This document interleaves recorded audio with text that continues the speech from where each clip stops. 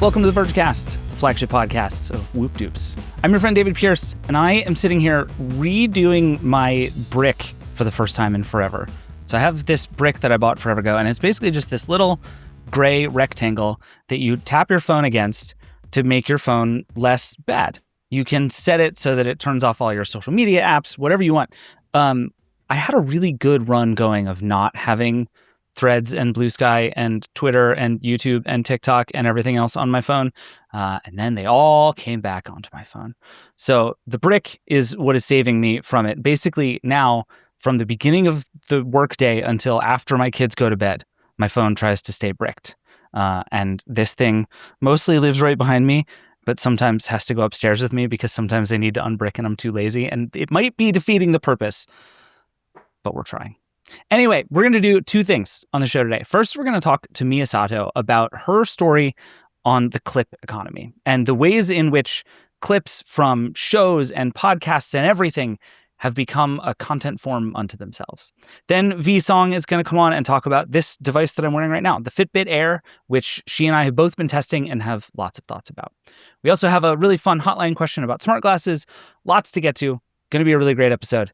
But I'm going to go unbrick my phone and watch TikTok for like 40 to 60 minutes, and then we'll be right back. This is the Vergecast. See you in a sec. All right, we're back. Verge reporter Mia Sato is here. Mia, welcome back to the show. Hi, David. So you are occasionally tasked with figuring out why things on our feeds are on our feeds. Would you say that's a reasonable facsimile of your beat? Yeah. Yes. It's like, what is behind the feed? Who are the people putting the stuff on your feed? And in this case, you uncovered somewhere between like an industrial complex and a sort of broad conspiracy theory about clips, which just rule the internet now. Yeah. Yeah. And it came from the fact that like I hear myself talking to people about stuff I saw online. And it's like, did you see the clip of that thing? Or, oh, I saw the clip of it. Or I didn't watch a video, but I did watch the clips. And I was like, what the hell are clips? What is going on? So, okay, this is actually where I want to start, because the idea of clips as a thing is not at all a new phenomenon, right? The idea of I have a long thing, I'm going to take a shorter version of that thing and post it on the internet is like Internet 101. People have been doing this since time immemorial. People like YouTube grew up on clips of SNL, right? Like this is just a thing everybody has done.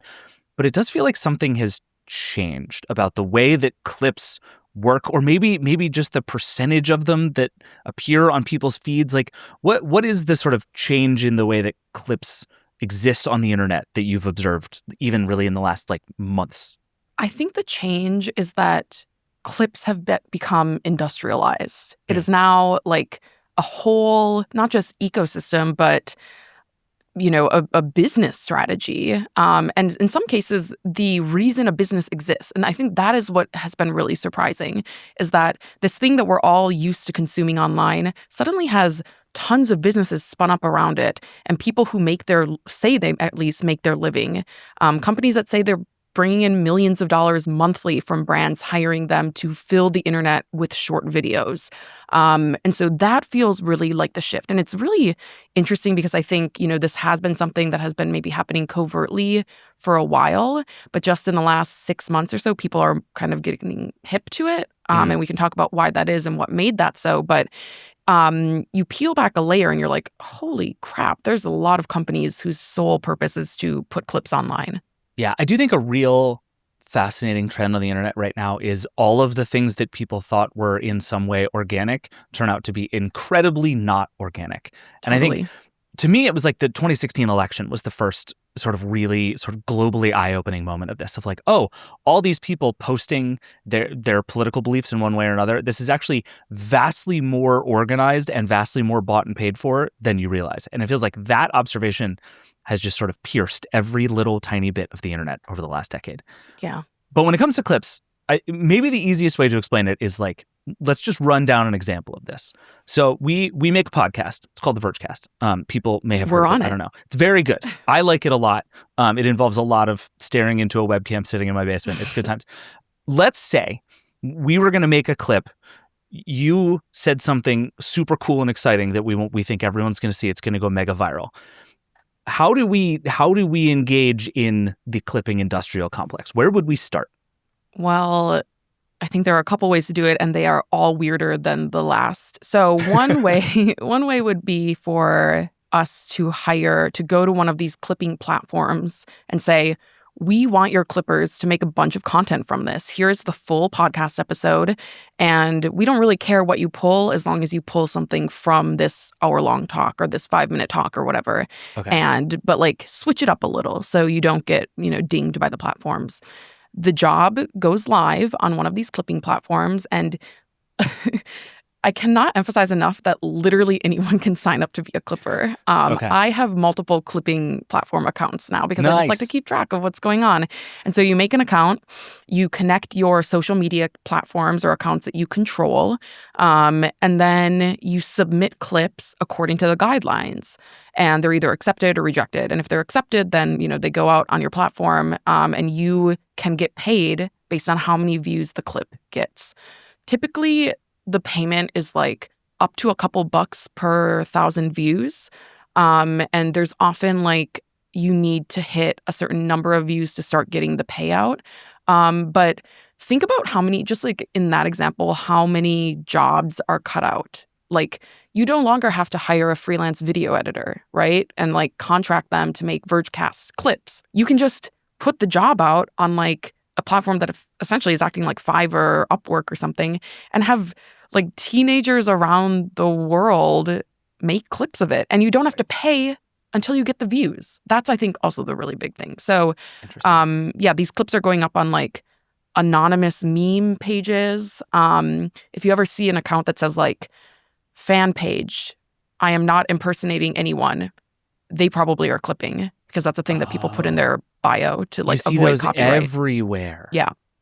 That's so interesting. So these videos then show up like in every corner on random accounts, which is really weird. That's a departure from like a brand promoting its own clips. Right. So this is one of the things I've actually struggled to figure out about this economy. So in this, you and I, we record a podcast and we upload this video and we say, don't use any clips where, Mia says something horribly politically incorrect, as she is wont to do from time to time. And they go and they make a bunch of clips selecting what they think is like the most likely 90 seconds to go viral. They post it, but importantly, they are posting this as if it is organic content, right? They're not saying this is not a Vergecast account. This is not paid for by the Vergecast. This is not sponsored by the Vergecast.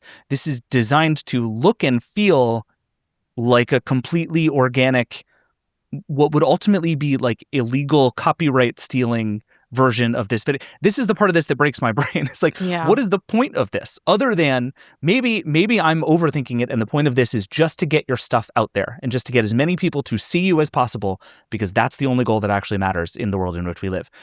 But am I missing something here? No, you should start a clipping company, because I think that's exactly what the vibe is right now. Okay. And so one thing is like, there are a bunch of these clipping platforms that you can hire to then subcontract the clips and like they have connections to the clippers actually doing the edits. Some of the platforms and some of the campaigns do require a disclosure. So, and the ones that are more like above board or like legit, I would say, do have like, you need to put that it's sponsored in the caption, because we don't want the FTC on our doorstep. Right. Okay. Some will say like there's like a partnership hashtag that's like, so-and-so partner or whatever.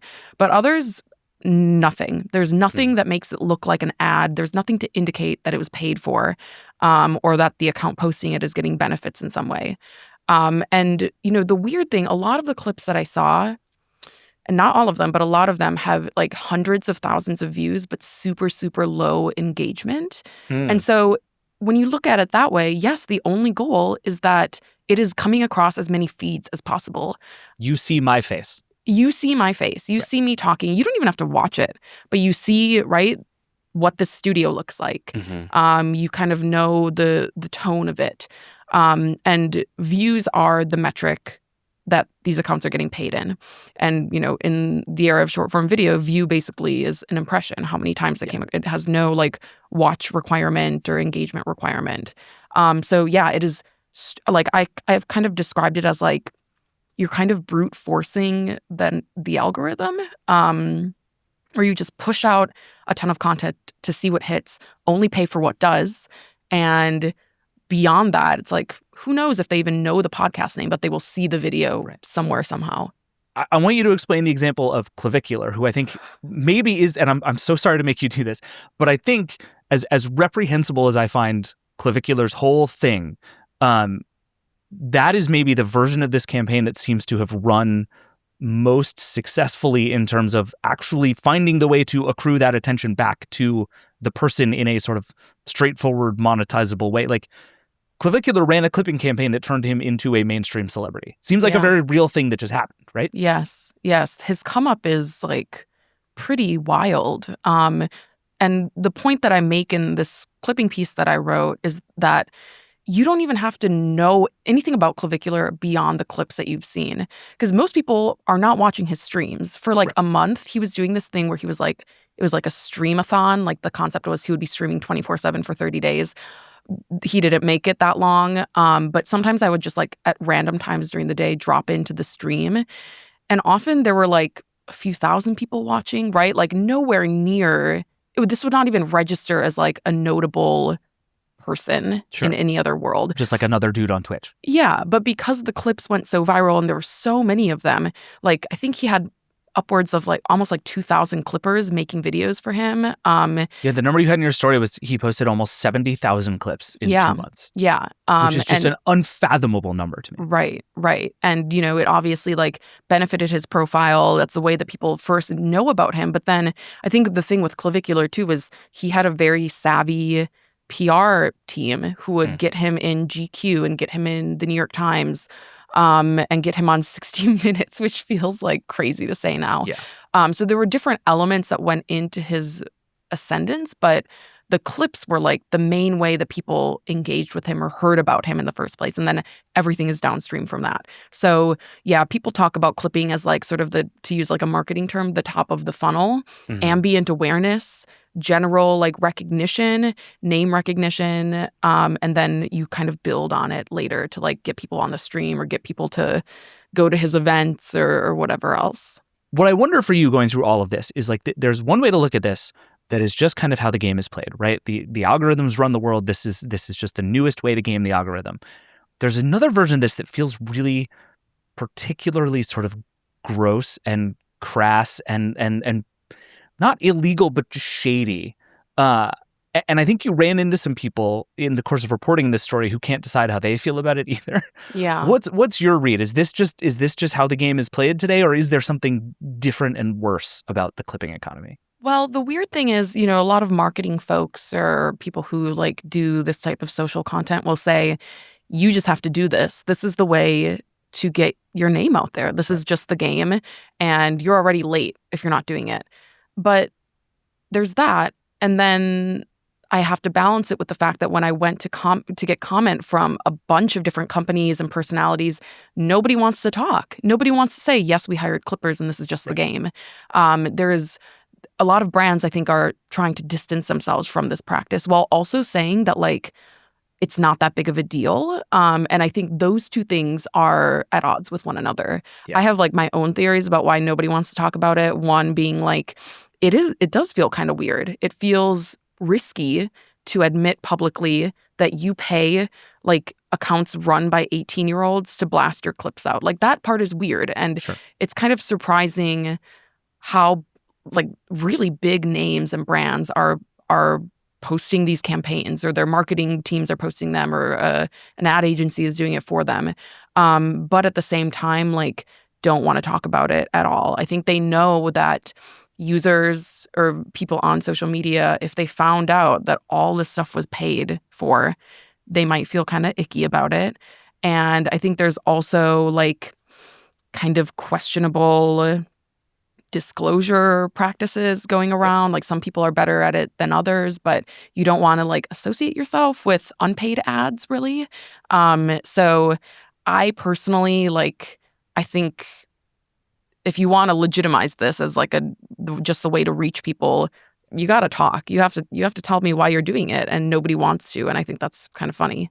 It is funny, and it makes me think about, you know, we've been through versions of this cycle before, right? And I think one that immediately jumps to mind for me is when integrated brand deals first started to become a thing. And there was this question of, at the very beginning, all of these celebrities were really going out of their way to not make it seem like these things were paid for, right? That it was supposed to be just Kim Kardashian organically loving your product and making a whole video about how terrific it was. Not advertising. How could it possibly be advertising? Kim Kardashian just loves this product. And then over time, that flipped completely. Right now, like we're in the bag economy and everybody is proudly getting brand deals. And the idea of getting paid a lot of money to hawk somebody else's product is no longer a thing you have to be worried about. It's actually a thing to be proud of. Yeah. And in that world, which is very much the world we live in, right? Where now, and then you go on TikTok and everybody is hawking stuff on the TikTok shop. And there's just no shame in any of it. And we've completely lost the sort of ironic detachment between I'm being authentic and I'm selling you something. Yeah. Those two things just coexist in people's minds now. So the fact that I'm paying a bunch of people to post clips in the hopes that you'll see it feels different to people just throws me. Like if you were just to psychoanalyze this industry a little bit, why do you think this feels different to people? There's one thing to like partner with an influencer who feels aligned with your brand, right? Like you can hand pick where your content ends up and make sure that the person is brand safe and that they are aligned and whatever. But it is different when clips that you've paid for are showing up on like meme accounts that are anonymous that also post kind of like other unsavory clips and other weird non-paid content. And that is where these clips are going. It's like, it's really bizarre. And it's kind of like you can't control that part, right? This isn't like a person you have some sort of written agreement with. And, you know, the weird thing I think is like, a lot of the clips are routed through companies that are like kind of sketchy, I have to say. Some of them, again, are more legit than others. But, you know, there was an example in my piece where one company was really trying to distance themselves from this clipping campaign. And I'm like, why? Why is this? And I mean, I think it's just, it's weird because like we're really in the social media era where a follower doesn't mean what it used to. Even influencers are like, they're still a part of this, obviously, but it's less about appearing on their page and reaching their audiences as it is like just reaching an audience generally, right? And I think what is different is it's like a fire hose right now. We're just spraying our clips literally all over the internet to see what hits. And it doesn't really matter who the messenger of that is because the account that's posting it is anonymous anyway. Right. Yeah, that's an interesting point. And I think like Kim Kardashian is not taking your I'll pay you a dollar for every 1,000 views deal. So you kind of structurally have to run this thing at incredible volume through a bunch of accounts that you have no control over. And kind of that plausible deniability is actually probably really useful. Yeah. In the sense where it's like if I took the same amount of money and just ran it as an ad on TikTok so that you just saw my ad, A, it hits really differently for people because it doesn't feel as organic. And B, my return actually probably goes way down. Yeah. So that actually like everybody sort of benefits from this being a little more detached. Yeah. Yeah. And, you know, the rates are like not that good. You know, like a video editor who's been hired by a podcast, you know, on a contract to make their videos, they don't get paid based on the performance. At least most of them don't. And I think it does create sort of like a race to the bottom. And that might be why brands don't want to associate it with it because it is kind of like, you know, cheapening what they're producing. It also suggests like a lot of these people don't really care where their messages are appearing. And I would say that that's kind of in line with the last like 5 years of social media, really. The concept of brand safety in a lot of ways has gone out the window. Yeah.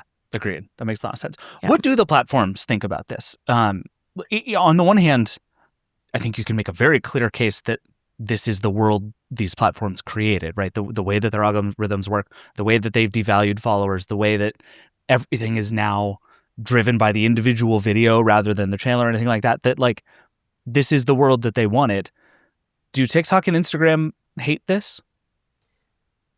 they'll say one thing, but then the clips keep getting views. Sure. And that's kind of like something I'd like to write about later, where especially Meta really wants new stuff. They want original content. They don't want you to screenshot something from Pinterest and put it on Instagram. Right. They don't want you to download a TikTok and re-upload it. They want work. Which for a long time is all Reels was 100% downloaded, re-uploaded TikToks. In fact, I think a lot of it still is, but at least publicly, Meta has introduced these rules on Instagram and Facebook where they're like, if you post re-uploaded stuff, we won't recommend you, which is the only way to get in front of people. Yeah. Going back to what we were talking about, like the death of the follower, it doesn't matter if someone follows you. It matters if you're getting recommended to other people. Right. So Meta does have really specific rules that they say they enforce that would seem to be exactly targeting clipping farms. So like one of them is, you can't just upload a video where all you did was change the border or like speed up the clip, which is like, I'm sure something you've seen before, or like add like a low effort caption. Like that's not enough to make it original. But look on Instagram and it's filled with videos like that with lots of reach. Yep. And so that is a tangle that I would like to hear someone at the company unravel, because it's like this content is clearly repetitive. It's clearly pulling from the same thing that the account didn't create, right? Someone else created that podcast. So why is it still on the platform and why does it have tons of views? Yeah, and especially in a time where the platforms have, like you said, essentially complete control over who sees what. Because just because I've signed up to see your content does not mean I'm going to see your content. So in theory, this whole system, which is run by a bunch of accounts with relatively low followers and relatively low engagement, that is finding me because of the algorithm, could just be shut off. Like that's a relationship that exists at the mercy of the platforms. And wasn't it relatively recently that Adam Mosseri, the head of Instagram, made a video about how they're going to start to be very aggressive in downranking this exact kind of thing? So they say.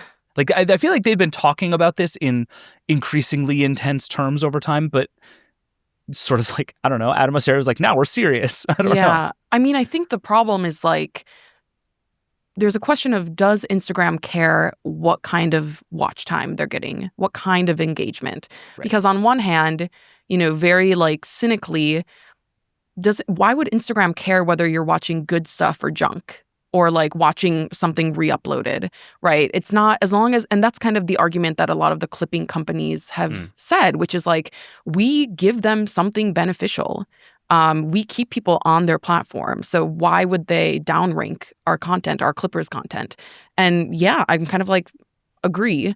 Yeah. But at the same time, you have people like Adam Mosseri and the Instagram comms team saying, we want original content. We want you to make things just for Instagram.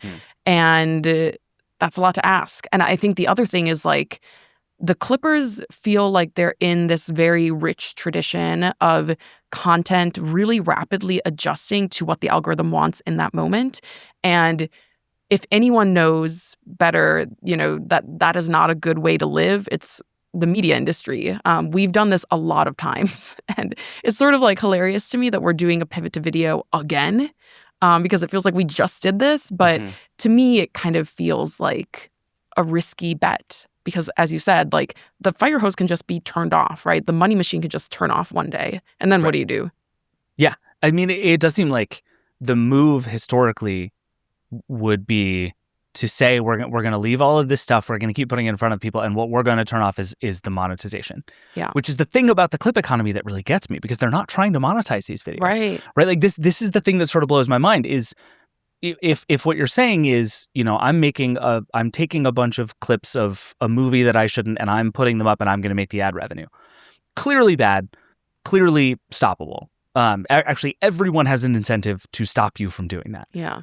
But if you're taking a bunch of things that I am actually paying you to post, you're posting them, you're not monetizing them, and there's such a giant army of them that to some extent it's like AI slop, right? Where at some point the volume of it just feels so high that even if you try to stop them, I'm not sure that you can. Yeah. Yeah. I actually have been thinking kind of about like all the human generated slop that we put out there. And I actually do think some of these clippers are using like AI editing tools to pump these out. But, Sure. The contemporary recommendation algorithm really makes people act in a way that we would associate with bots. So like, one like hallmark of like botted activity or like botted accounts is like they post really, really rapidly a lot about one topic and then never revisit it after a couple of days, right? Like you kind of put a swarm of bots on,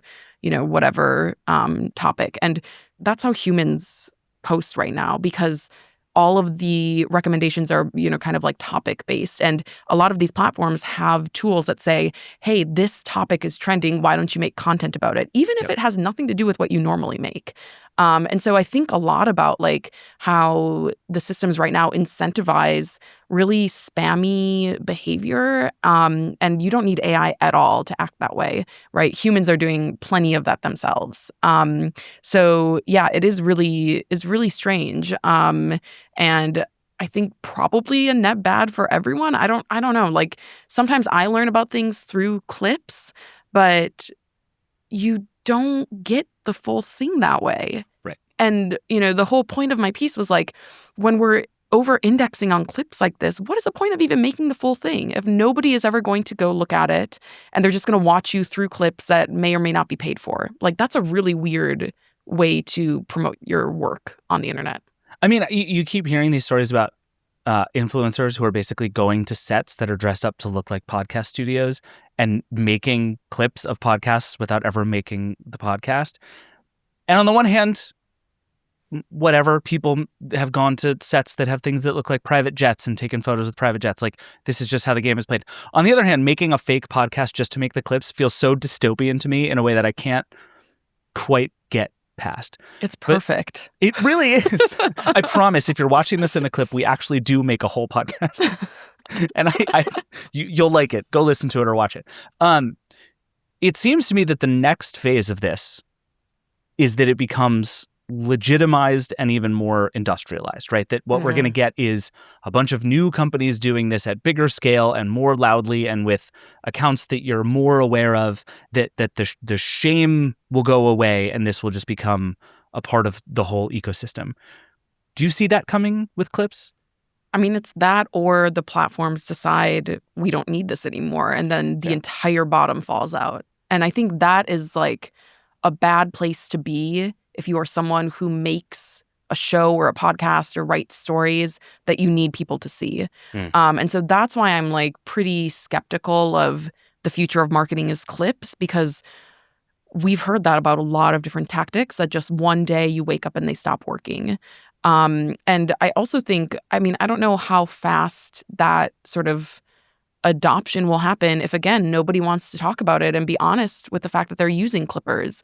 I don't even think that it's not even half bad an idea. You know what I mean? To like leverage meme accounts that pump your stuff out. But it's all the other like kind of sort of sketchy things around it that make it for... I find the argument that like this is a future kind of weird and like unproven. And I think the clippers have not quite figured out how to take something from a clip to downloading the full podcast. Like that is a jump that nobody has figured out yet, I don't think.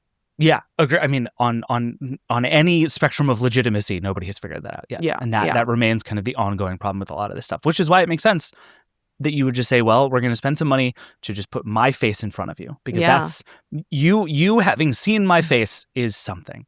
Yeah. What is it? Is it valuable? Yeah, great question, but it is something. It's right? something. Like, it's the awareness economy in some weird, strange way, and that is worth it at some scale in a way that I'm still deeply uncomfortable with. But it feels like this is just the game everybody's playing right now. Yeah, yeah. It's also like, part of the platforms are both enabling mass awareness and then stifling deeper engagement. Like this is a problem on every single social platform that you use to promote your work.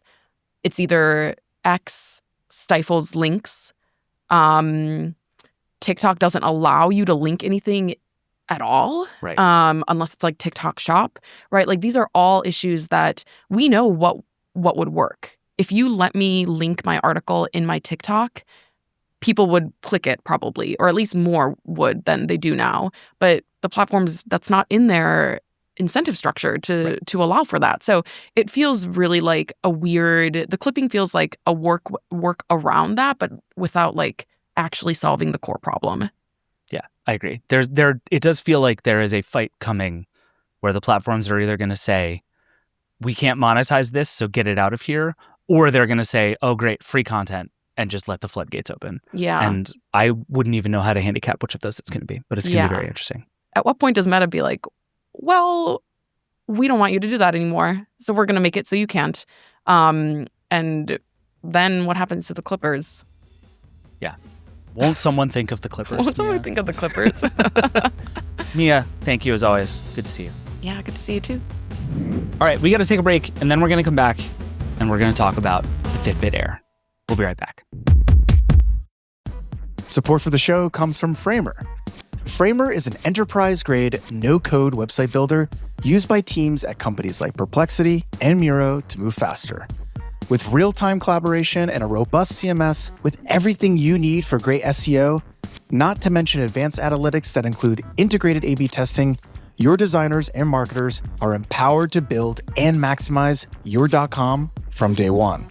So whether you want to launch a new site, test a few landing pages, or migrate your full .com, Framer has programs for startups, scale-ups, and large enterprises to make going from idea to live site as easy and fast as possible.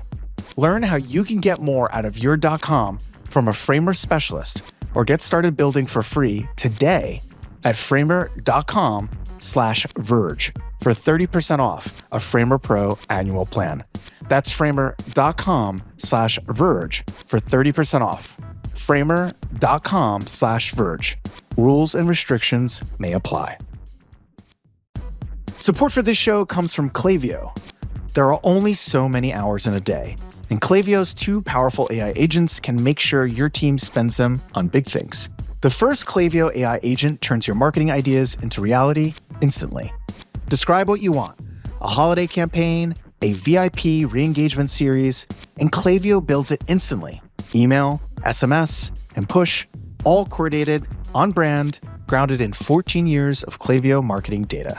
Nothing goes live without your say-so. The other Klaviyo AI agent keeps your customers happy at any hour. Brand trained to answer questions, make product recommendations, and handle orders and returns. No hold music. Marketing that launches instantly. Support that never sleeps.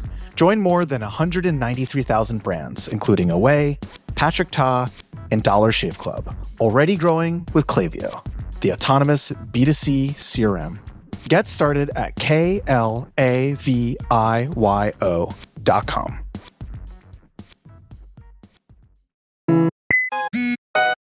All right, we're back. The Verge's senior reviewer, V-Song, is here. Hi, V. Hello. You are in California doing Google I/O things. Yes. How many wearables do you have on you? I feel like every time you come on the show, I need a count of the wearables you have. I have 4 on me currently. Which 4 feels like a sort of mean median number, kind of right down the middle V situation. I have 5 with me. One of them's not charged, but I have 2 smart rings and 2 wrist-based wearables. Love it. Well, the one on your one wrist is the one I most want to talk about, which is the Fitbit Air. I have one too. I'm wearing the orange and sort of khaki colored Steph Curry band, mostly out of loyalty to Steph Curry, but also because I got 3 bands from Google. I got a weird ribbed one. I got a sort of fake leather one, and I hate them both very much. And so I have the Steph Curry band, and that's the one I've been wearing. What did you get? What's been your choice so far? Okay. So I just want to preface this by saying that after Google I/O keynote, I did chase down Rishi Chandra, who is in charge of Fitbit and the health initiatives. And I did talk his ear off for about 15 minutes about why this color, which is called lavender, is not lavender and is in fact periwinkle. Reporters are a super fun group. Everyone watching and listening should know this. We're a delight to be around all the time. Listen, I have a hyperfixation on the color purple. It is my delightful little quirk, and we had a 15-minute conversation about this. And I've brought visual aids to help prove why I am in fact correct, such as I'm sorry, podcast listeners, but I have a lilac shirt on. I have my lavender flush shade 04 from the House of Her blusher. I have my carry-on Luca duffel, which is in lavender. I have my Baboon to the Moon backpack, which is in the color iced lavender. And I have, thanks to Gemini, which I will screen record this so that people can watch this on the podcast video version on YouTube. I have this Gemini request of a actual shade palette hex thing where I can compare lavender blue, which is a color, by the way, periwinkle, cornflower blue, and lilac. And I also just did the more sensible thing of asking Gemini, what color is this picture of my wrist, this band? And I just want to read to you what Gemini said, which is, please. Based on the colors we just looked at, that watch band is a textbook match for periwinkle. So, and then it goes into reasons why. So I just want to say, yeah, this is the level of journalistic integrity that I bring to a very pointless fact. Is that the word we would use? Is this journalistic integrity, or is this V's particular brand of insanity? Or are those both? Yeah, both. This is what we do here, I suppose. So the Air, I think, is a device that has gotten more interest and excitement than your average fitness tracker. Would you say that's true? Mm-hmm. This thing has been like kind of halfway leaked a bunch, and then it came out, and there was this sense of like, okay, it has no screen, it's $99, it has no subscription. There's something about this that was very appealing to lots of people. Why do you think the idea of this caught? I think that a lot of it, there's like multiple reasons why, but a lot of it that I think can be traced back to some reader requests that I've actually gotten over the last couple of years, which we did a Vergecast hotline about it, like I think 2 years ago, is like, where have all the fitness bands gone? Because there was a shift in time with wearables where we went kind of all in on the smartwatch for various reasons. And, the Pebbles went to the side. The fitness bands of yore that were affordable and fairly basic gave way to more complicated Pixel watches and Apple watches and all of those things, due in part to their advanced health tech features. And so Whoop, in their absence, kind of gained a lot of traction. The Oura Ring gained a lot of traction precisely because there's no display. There are minimal notifications or haptic reactions and pretty robust data that gets tracked. Mm-hmm. And so, there have been a number of Whoop dupes in the last year or so. There's one from Amazfit, however we're pronouncing that, that I've gotten a lot of questions about from our subscribers and readers. And so when the Fitbit Air came out, I think you saw a lot of people just go like, it's a Whoop dupe. I have a theory about that. But they go, oh, it's a Whoop dupe and it's $99 and you don't have to pay Whoop's ridiculous yearly subscription. I want to know your Whoop theory, because I actually don't think this thing is a Whoop dupe at all. And I think a big part of the reason it is enticing is that it does a bunch of things very differently from Whoop. Like, Whoop never appealed to me particularly because Whoop tries really hard to do a bunch of sort of proprietary stuff, right? Like, Whoop is for like capital A athletes who do capital F fitness stuff, right? And it has scores and it keeps track of everything. And I think many more people than are currently being served want something that gives you just like a rough sense of how you're doing, right? This is why the like 10,000 steps a day thing has been so sticky for so long, despite just being essentially a made up number that means nothing. It is like, it's something to do, right? That doesn't become like your whole personality. Everyone who has a Whoop is defined by their Whoop. And to all of you, please know that I love you and I don't want to talk about your Whoop. But there's something about that just all of these devices, whether it's the Garmin's or anything else, and I think at least with smartwatches, you can buy a smartwatch to do other things and have some of the fitness stuff be a sort of secondary feature for that kind of stuff. But there really hasn't been anything like this that isn't enormously expensive, doesn't churn out mountains of data that probably don't mean anything to you, and just sort of helps you do a little better. Frankly, since like the first run of Fitbits, right? Like, this is a category that just essentially died. The like casual fitness tracker thing has not existed for a long time.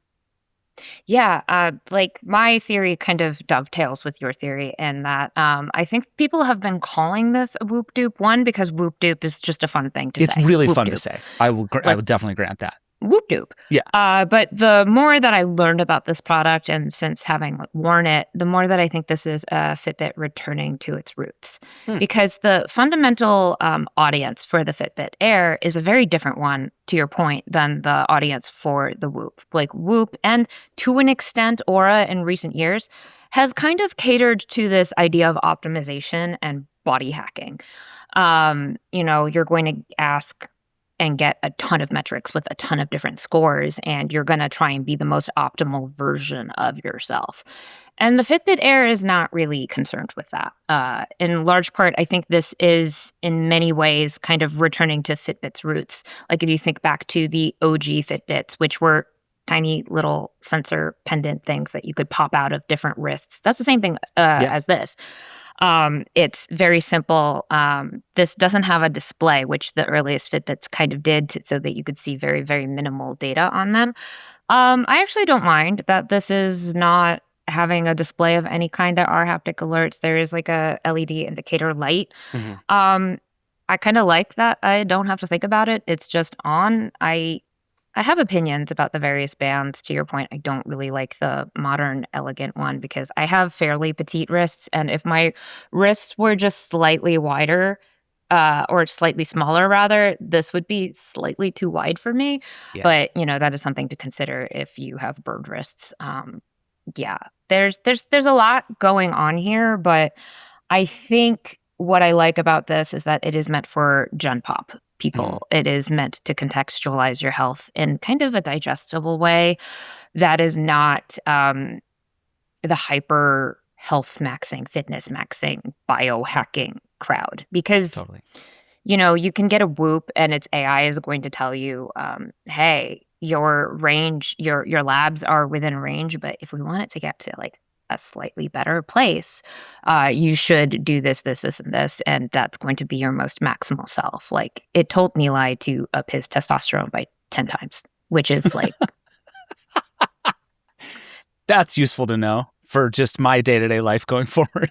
Thank you for that. We had a big laugh about that because Nilay recently got a Whoop, and I was just like, no one wants that. And he's like, no, I know that no one wants that, but that's not something that this particular device is going to do. And something that differentiates the Fitbit Air from Whoop and a lot of different trackers right now is Google Health.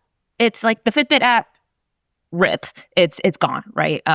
Google Health is here. It's been in beta preview since October, I think. And there's a bunch of new features that are coming out. They had a lot of feedback. They're implementing that feedback, and it's a brand new world, and they chose to pair that with this particular simple fitness tracker band thing. And the innovation is not really in the hardware. The innovation is in the fact that this comes with an AI coach. Right. It's a lot. It's a lot. And I'm actually curious as to like what your experience with the AI health coach has been, because it's like a huge feature of this particular device. It is.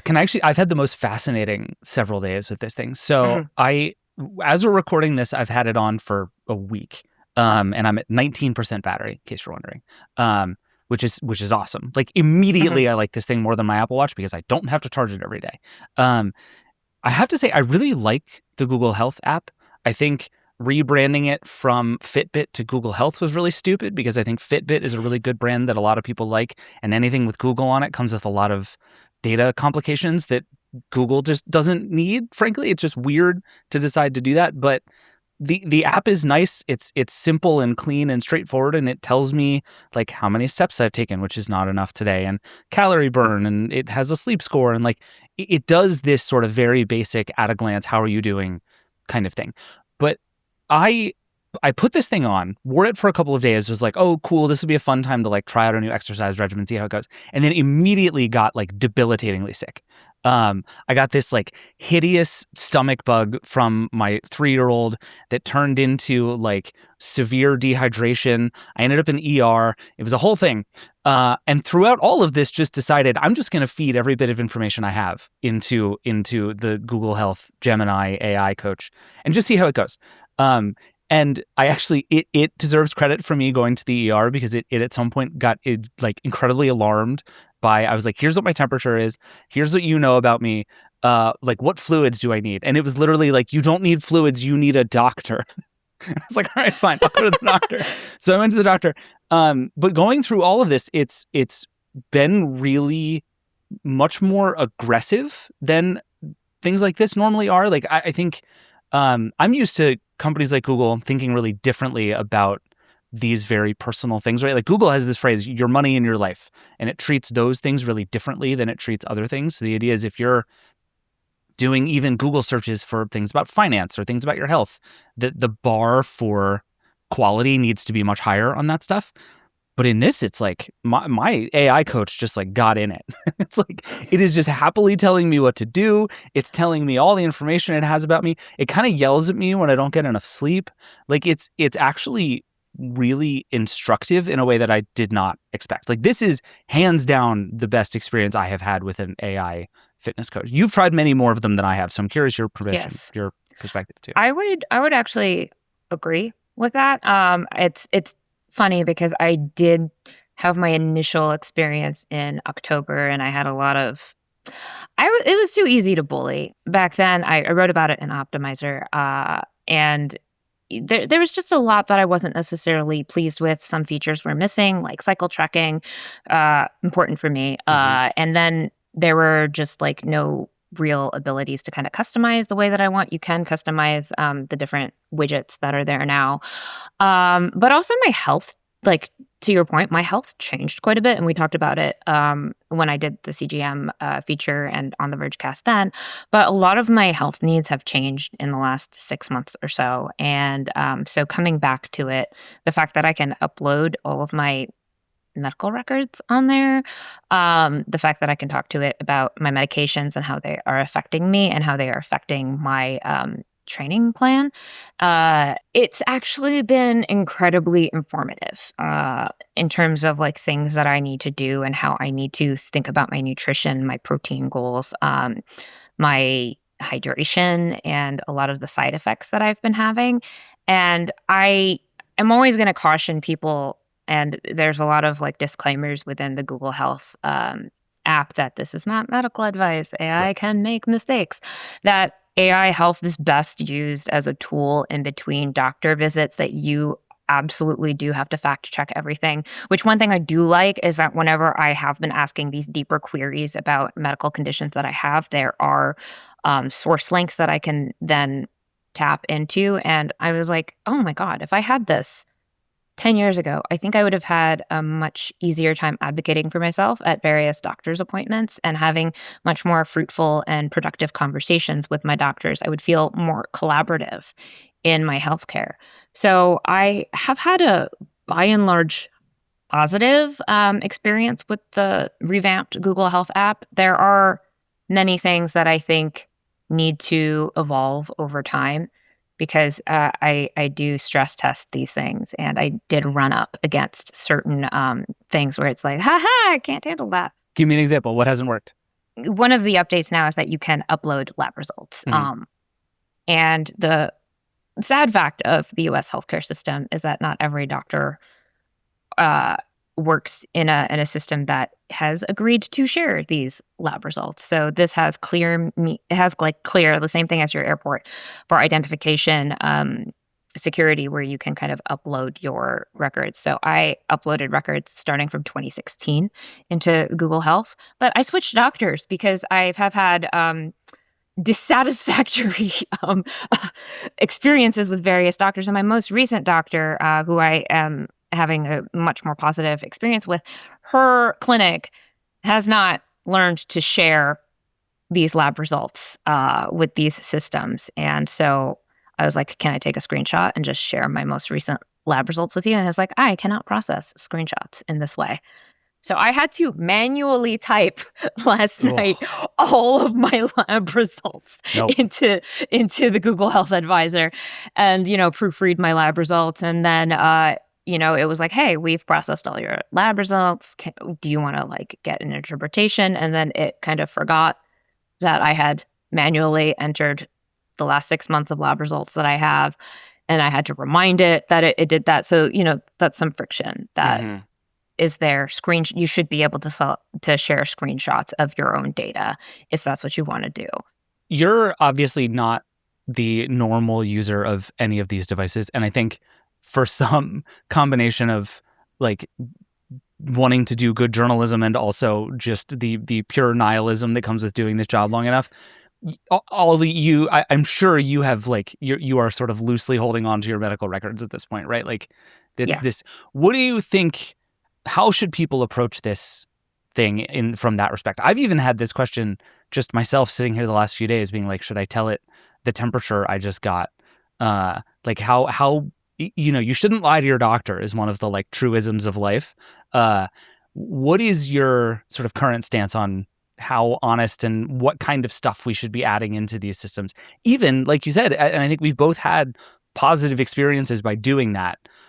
Should we still be reluctant to give up some of this data?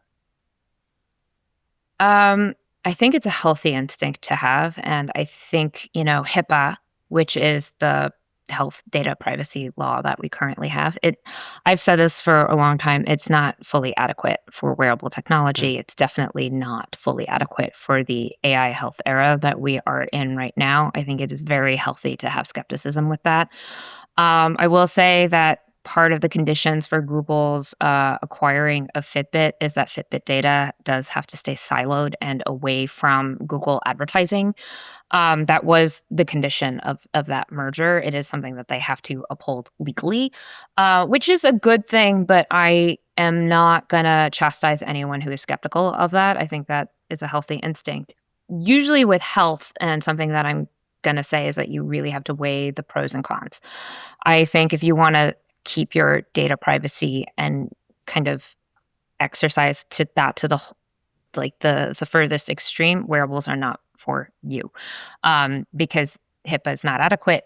There's leakiness, but we are seeing a huge narrative about personal agency with health and personalized health. These are things that I am seeing from almost every health tech company in the last couple of months.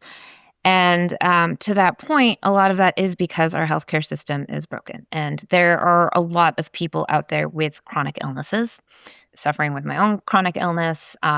We ran a story recently about how a journalist with POTS and other fatigue illnesses has kind of been hacking their fitness trackers to more serve their needs. So, people are doing this already. People are going to Reddit for advice, which is also just not ideal. But I too have been in the PMA subreddits just looking for information because what was available to me was not sufficient. Right. And if you are struggling with your health and you are finding that the healthcare system is not something that you can easily navigate, that you're struggling with, I can't say that this is not a useful tool, because I have found it to be useful. And I have also found it to be doo-doo. It is kind of a Wild West out there. But, I've had a lot of Verge readers write in as beta testers of this particular app saying, I don't like everything. It's not perfect. But of all of the ones I've tested, I've found most value out of it. And the thing I will say is that your mileage is going to vary. It is going to depend on you being engaged, interacting with it, feeding it information. There is so much trial and error. So it's really how much are you willing to do here? How much time are you willing to spend to share all of this data? There's something in the hardware-software combination here that I actually think is sort of the beginning of something really powerful, right? Because what it has is, I feel like all of these other AI coaches at least the ones that I've experienced, get one tiny bit of information from you. Like, I did this thing. You don't know anything else about me, but you know that I did this thing. And based on that one thing, you have to make just a giant series of assumptions about every other thing about my life, or ask me for an unbelievable amount of information. Or you get things like the Whoop that are very focused on a specific kind of information about a specific kind of thing. This, to me, is the most sort of general purpose data collection engine in this space that I've really seen. And I think Apple does a good job of this, but is less interested in sort of packaging it and giving it back to you. Like, Apple does the sleep scores and stuff, but at least in my experience with Apple Health, it's not particularly like proactive in telling me how I'm doing. It's much more conservative. And that's Yes. that's like It's probably the right call. It is the safest call Yes. in some ways, because, I recently had a really great conversation with Apple for the 50th anniversary package we did, where I was talking about their philosophy towards health. And one of their philosophies is that they are not going to tell you what to do. So they're going to give you some tools, but they're not going to tell you what to do with that. And Google here is kind of splitting the difference, where they're not necessarily going to be telling you what to do in the way that Whoop does, or even the way that Aura necessarily does. It's really funny because all of these wearable and health tech companies have their different like AI personality profiles and how proactive they're going to be and what they're going to tell you. Like, Whoop is very much like Brian Johnson, we're going to be the maxed version of ourselves. And that can be a really intense experience for a lot of people. The Whoop age score is my villain origin story, quite frankly. It says I'm 42 and Everyone knows No. You're only 41. Yeah. Everyone knows I'm only 41 and a half years old. What my age is, we'll never know. But, Aura has a different kind of much more casual but vaguely biohacky, especially in recent years, feel to it. Apple is very much like, here's data. We're not going to tell you what to do, but when we do compile scores, it's going to be done in this very intentional, conservative way, because we don't want to kind of wade into this quagmire of nonsense. And then Google is kind of splitting the difference in what I think is a very interesting way. I'm very curious to see how it's going to evolve over time. I've been told that they're going to take a lot of feedback into consideration and a lot of iterating. So, I'm very, very curious to see how that's going to go, because AI health is here, whether you like it or not. Personalized health is a goal that all of these wearable tech companies are barreling towards, whether or not that holds water. It's an immense challenge to do personalized health right. For sure. But again, like, to your point, I think if you put it next to sort of other better courses of managing your own health, there are obviously better ways to do it. There are, you can do the reading yourself. You can have an army of doctors. You can there are clearly better ways to do this. But also, most people just go on WebMD and Reddit, right? Like, to your point about Apple, like, people actually want to be told what to do. And oftentimes people are not capable of reading the data for themselves and are happy to be given some kind of instruction. And I think the thing that frankly surprised me the most about Google Health is how willing it is to just tell you what to do. And some of it's really obvious, right? Like, a lot of it is like, prioritize rest and hydration. And it's like, oh, thanks, Google. Great job, everybody. Like, that's nothing. But it is at least giving sort of a clear, concise answer to questions most of the time. And so I think Google, whether it will correctly strike that middle ground is hard to know. And what I do know is that with any attempt to find that middle ground are going to come like spectacular failures, and it's going to get a lot of things wrong, and it's going to give people really bad advice, and you should never take anything it says as gospel truth, period. But like, no, I think that middle is the right place to be with a device like this, which is why I have found this whole experience so compelling. It's like, it feels like it's trying to serve me in the way that is sort of automatic by just collecting this stuff on my wrist with a thing that I don't think about, and then give it back to me in a way that is packaged and useful and not just a bunch of numbers. And like, for me, as somebody who doesn't want to think about this a lot, that feels right to me.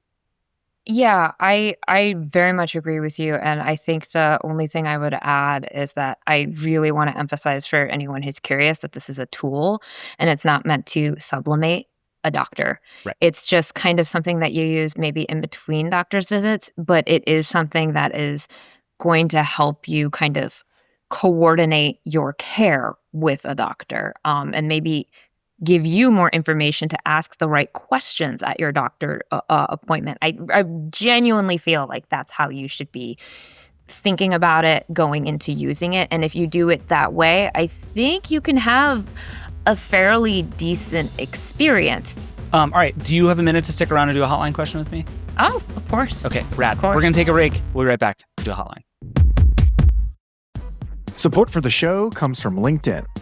If you're a small business owner, you know that every hire counts, but time and resources are limited. Finding, connecting with, and screening the right candidates takes up valuable time you could be giving to your customers. That's where LinkedIn Hiring Pro comes in.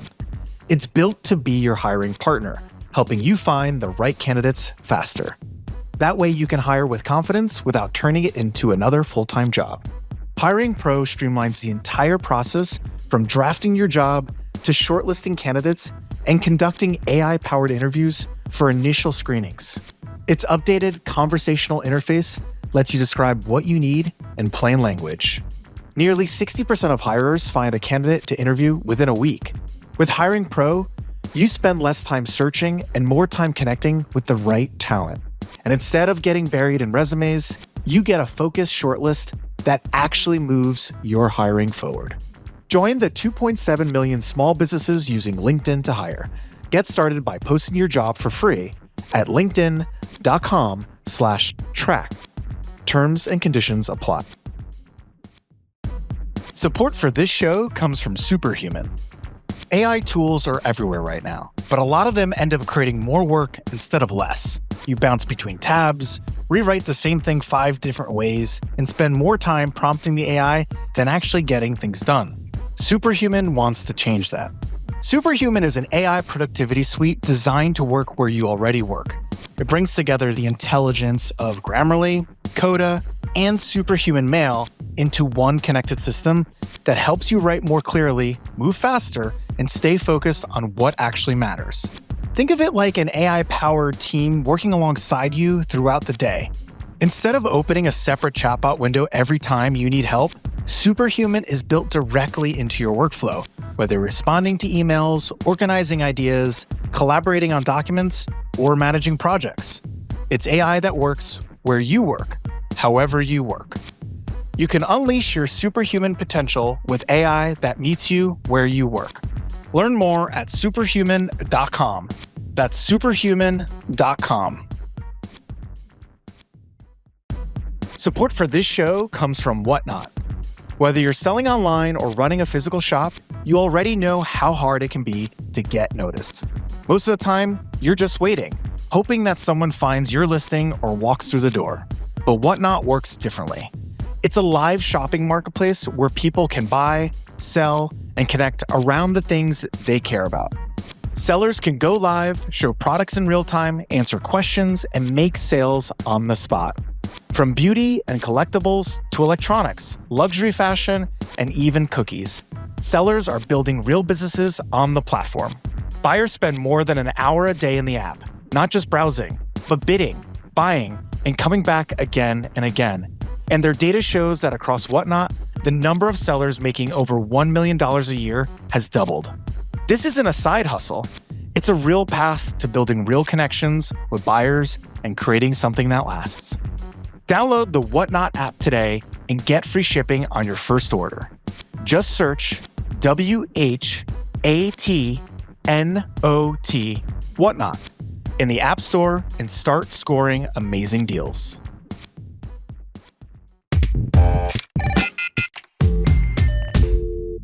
All right, we're back. Let's do a question from the Vergecast hotline. As always, the number is 866-VERGE11. The email is vergecast@theverge.com.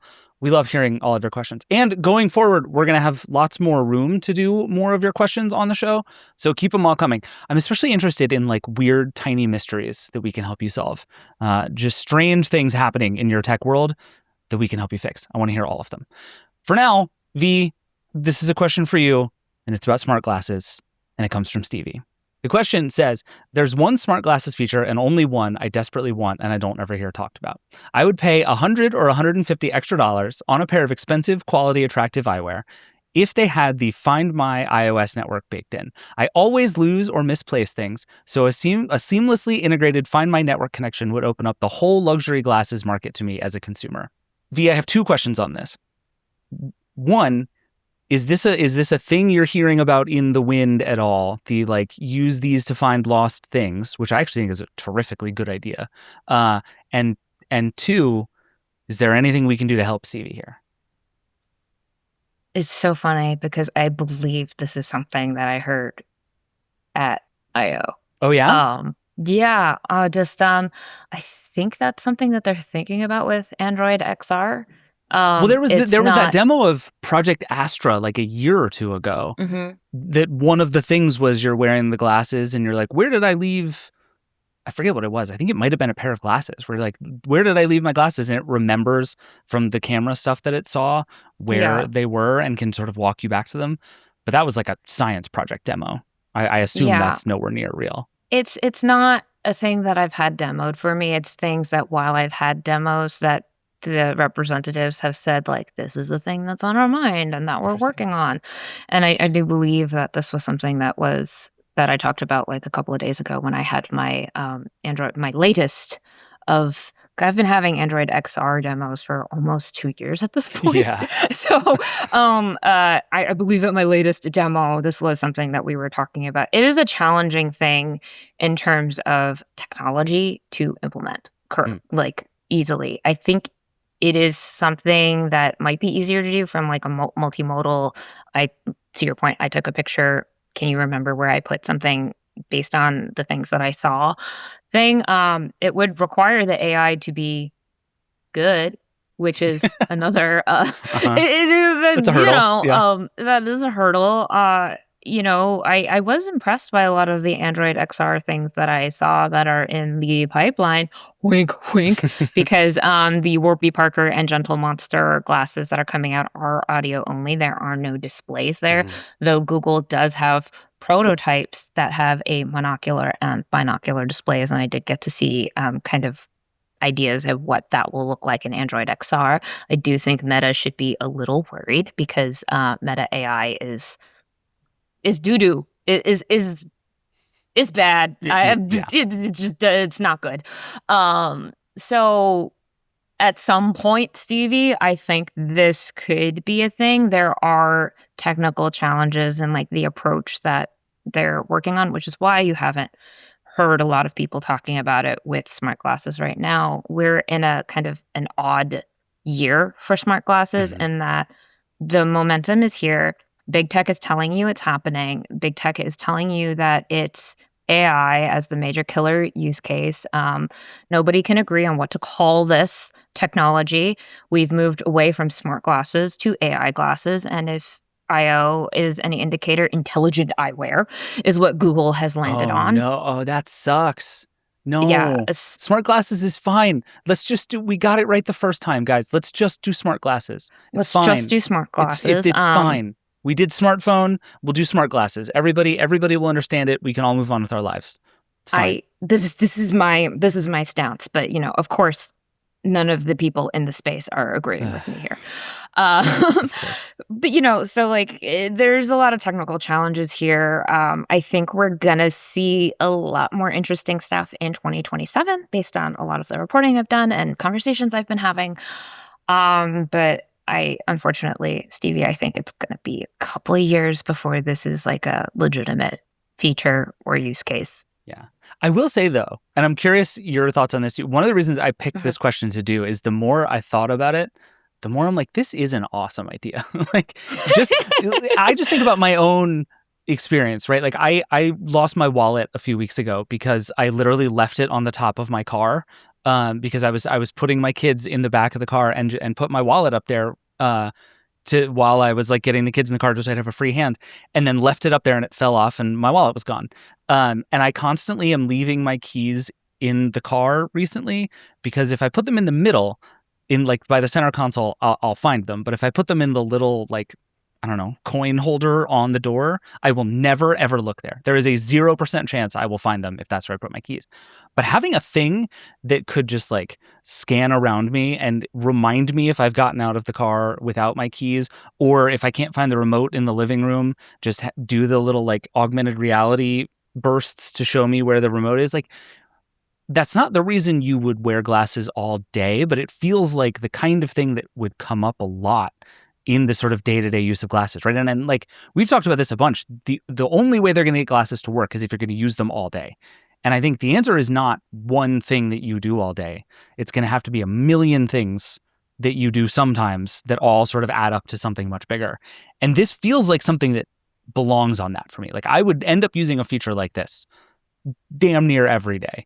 But is it possible that I'm just like a lunatic who can't stop losing things? Like, is that just me? No, there are many people like, I mean, ADHD people of the world unite. My spouse is someone who would use this every single, like they were looking for a thing for, I want to say a whole week, and it was in that exact coin holder in the door space that you're talking about. It's where things go to die. I don't understand it's where how things it doesn't make sense.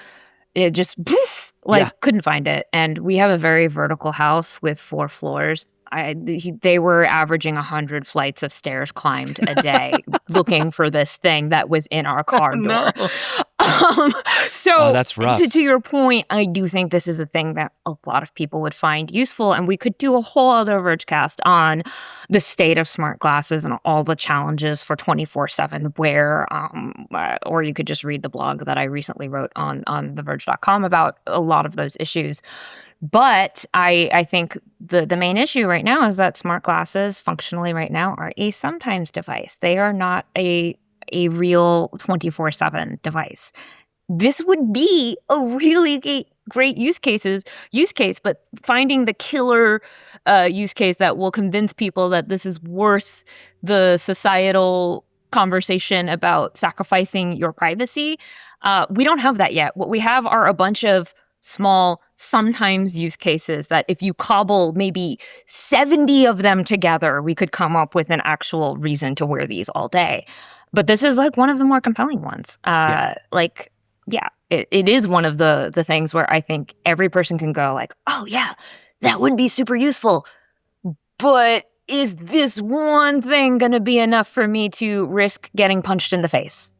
Right. I think most people would be like, I'm suspicious of Stevie's argument that they would spend $100 or $150 extra just for this feature. But I hope somebody builds it for you just the same, Stevie. V, thank you for hanging out. It's great to see you. Good luck getting back to California.